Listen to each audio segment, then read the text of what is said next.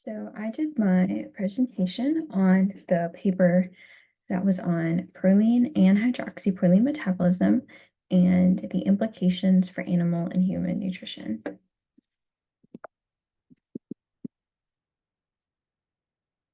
So just as some background, proline plays an important role in wound healing, antioxidant reactions, and immune responses.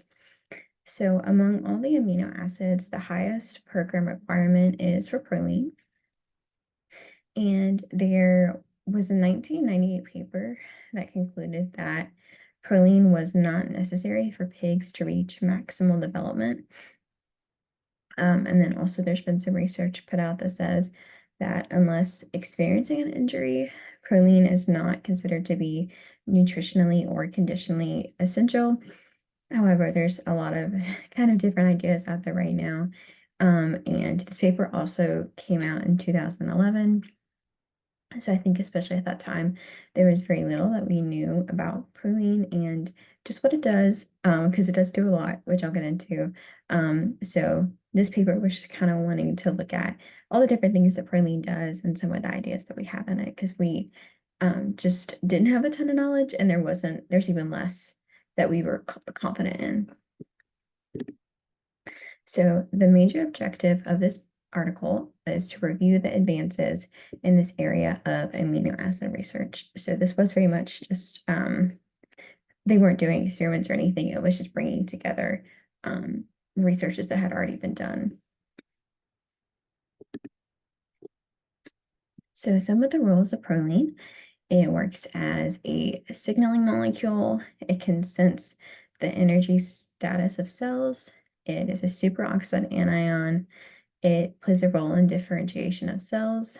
It plays a role in growth and development, cell proliferation, and then also polyamine synthesis.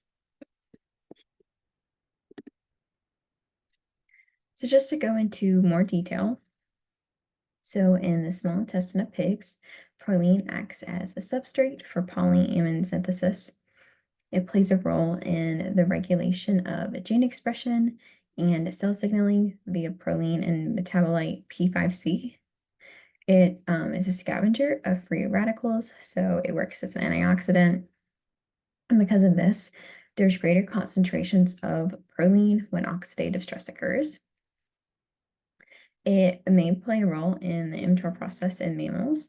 So because of this, it might be promoting protein synthesis by working with mTOR activators, leucine, arginine, and glutamine, which we've talked about in class. And then hydroxyproline potentially is a substrate for glycine, and this is really important for birds because they cannot create glycine from other amino acids. And then also pyruvate and glucose. And then hydroxyproline may also work as an antioxidant.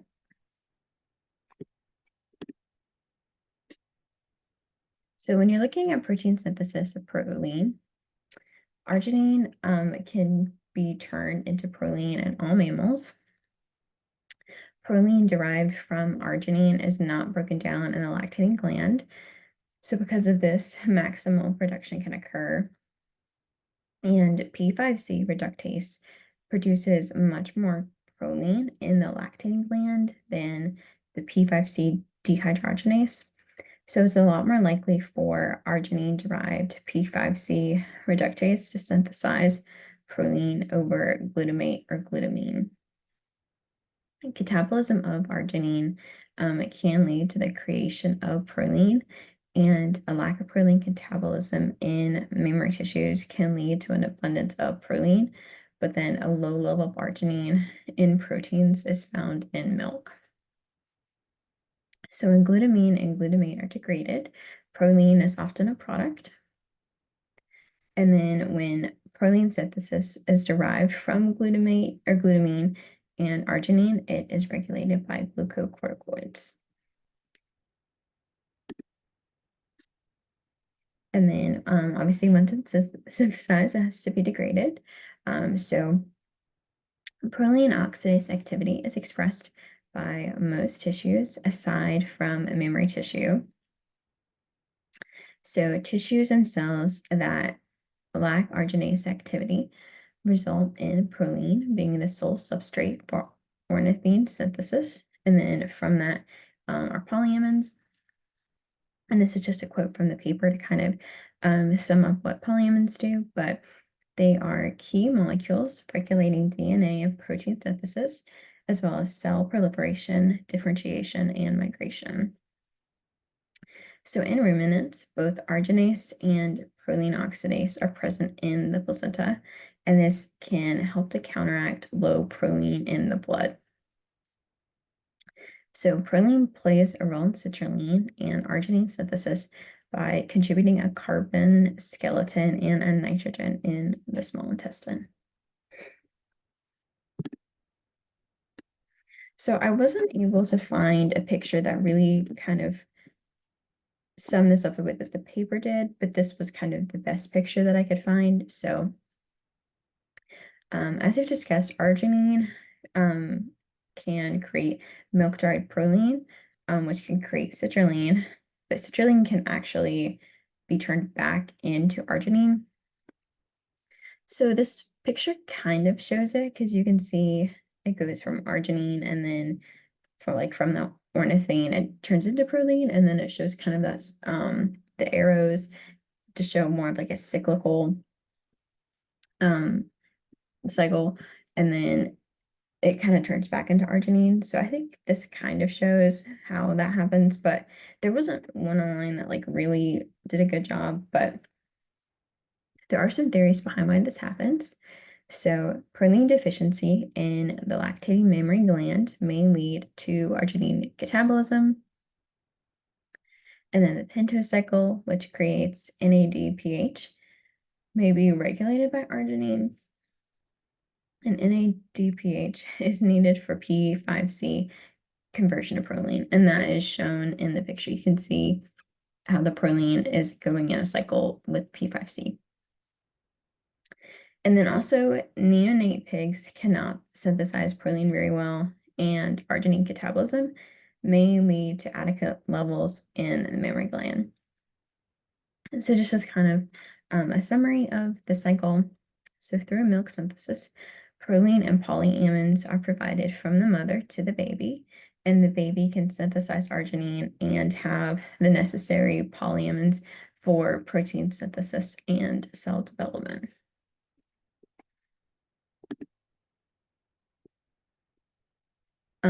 So postnatal animals and feedstuffs.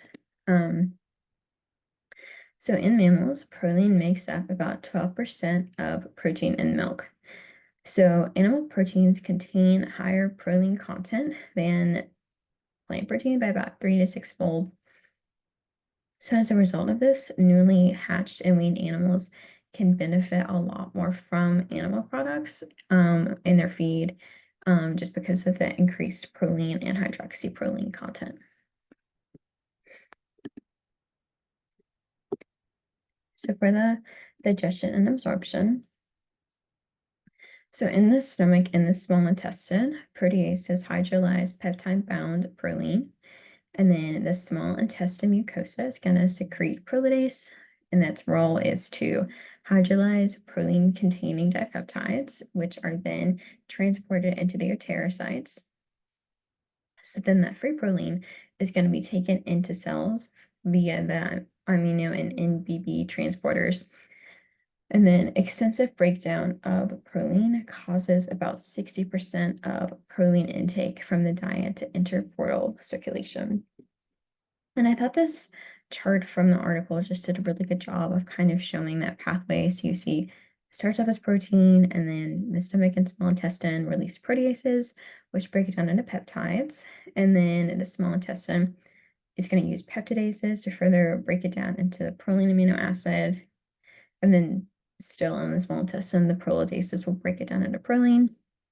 And then 60% is going to go to the portal vein, and then 40% is going to end up getting utilized by the small intestine. So I mentioned earlier that it's kind of up in the air if proline is nutritionally essential or not. I looked it up yesterday actually, And it said that in humans, proline is still not considered to be essential, but it is, from my understanding, nutritionally essential in poultry. So there's a study that we'll look at in a minute that showed that supplementing growing chickens with increasing amounts of arginine and glutamate led to weight gain. And then also in young mammals. So there was another study that showed that supplementing growing pigs with increasing proline in the diet led to weight gain and feed efficiency. And then in both humans and animals that are wounded. And then it's considered to be conditionally essential in fish because I think a lot of times the glutamate that they are intaking doesn't break down into proline in sufficient amounts. So it's recommended that it be included in their diet so that can help them to get adequate proline levels. So I mentioned a couple studies. So if you look at the top, there's two different charts, and so that goes with the study on chickens. So they started off by supplementing these baby chickens with 0.2, 0.4, and 0.8% proline. And this was to a chemically purified diet. And then that diet contained 1% arginine and 10% glutamate, and dose dependently increased daily weight gains from 11.88 to 13.38 grams per day. And then that didn't affect their feed intake, which was around on average 114 grams per chick. And then you see in the second figure, they supplemented them with 0.35, 0.7, 1.05, 1.4, and 2.1% proline to a proline-free, chemically defined diet that had 0.48% arginine and then 2% glutamate, because originally it was 1% arginine and 10% glutamate. And then this was also done dose dependently, and it did improve their weight gains from 342 to 411 grams per day. And then they also note that increased feed efficiency. And then the one on the bottom goes with a study that was done in pigs. So they found that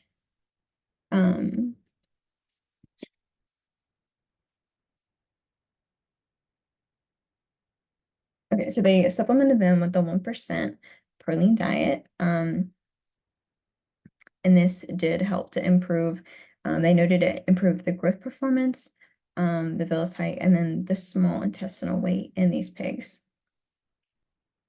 And then you can kind of see that highlighted in this table at the bottom. So they started out with around 33.1 dry matter intake, and then the plasma proline was around 0.41. And then you can see their body weight from day 21 to day 35 has quite a jump from 5.85 to 8.39.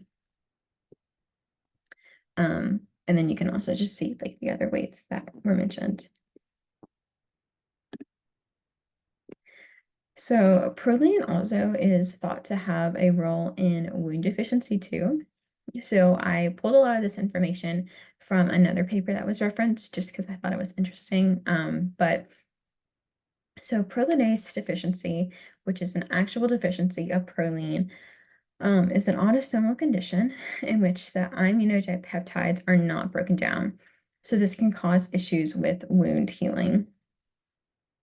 So proline levels can exceed plasma levels by about 30 to 50% in the first 10 days of experiencing a wound.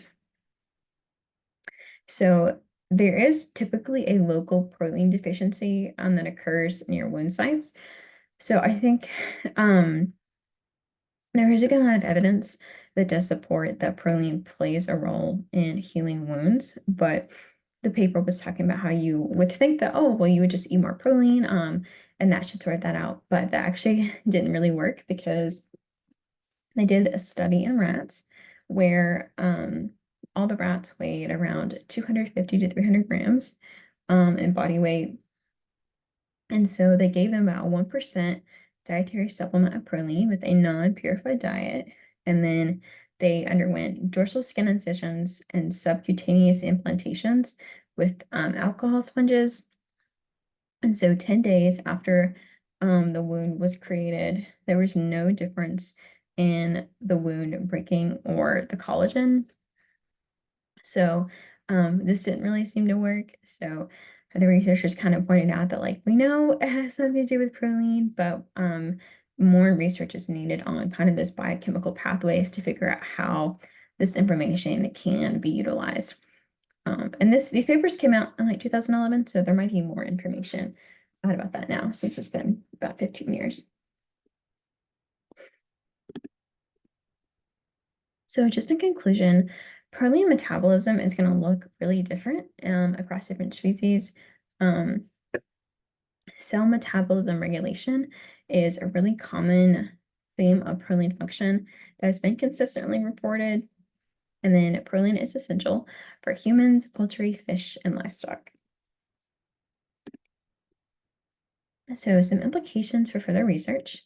So the proline role in fetus growth and the role in lactation. We have some information on this, but we're not like entirely sure. I mentioned earlier, there are some different theories on kind of how that works. So, and then also protein requirements in mammals from the diet. Obviously, every animal is going to need different amounts, even potentially like within one group of animals. And they have like one pig might need more or less than another. So when you look at that on a larger scale between all these different animals, they're going to need different amounts. So more information on that. And then also just, I mentioned earlier, there was a study where they were increasing the protein, but just like a little bit. And so just kind of like at what point is more protein not really helpful to add? And then at what point is this like the ideal amount of protein to add into the diet for whatever purpose you're trying to accomplish? And then intrauterine growth retardation is an issue in both humans and mammals. So just kind of the effect on protein metabolism, we don't know too much about that. And then also just how protein metabolism works with chronic disease. I think there is some concern that if we were able to um, change the protein metabolism process, that kind of goes with the intrauterine growth retardation, that could have effects on the different pathways and potentially cause some sort of chronic disease. And then also just how best to supplement mammals, birds, and fish with protein.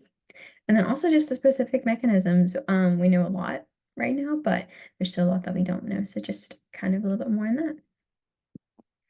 And then these are my sources.